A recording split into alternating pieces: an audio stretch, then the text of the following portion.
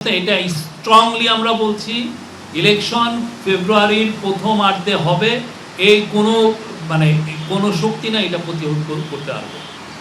কালকের ঘটনায় জাতীয় পার্টির কোনো রোল ছিল কিনা সেটা এই তদন্ত কমিটি খতিয়ে দেখবে। আজকের মিটিংয়ে ইলেকশন নিয়েও কথা হয়। এটা জানানো হয় যে ইলেকশন ঠিক যথাসময়ে হবে। 15ই ফেব্রুয়ারির আগে, মানে রোজার আগে ইলেকশন হবে, ফেব্রুয়ারির প্রথমার্ধে এটা হবে।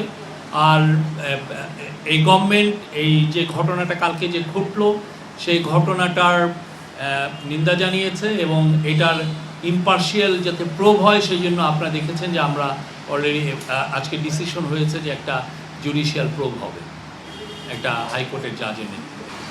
কালকের ঘটনায় জাতীয় পার্টির কোনো রোল ছিল কিনা সেটা এই তদন্ত কমিটি খতিয়ে দেখবে। এটা স্ট্রংলি আমরা বলছি ইলেকশন ফেব্রুয়ারির প্রথমার্ধে হবে। এই কোনো শক্তি না এটা প্রতিরোধ করতে পারবে।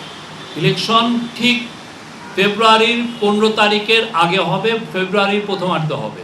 কোনো ধরনের কোনো কনস্পিরেসি এটাকে থামাতে পারবে না।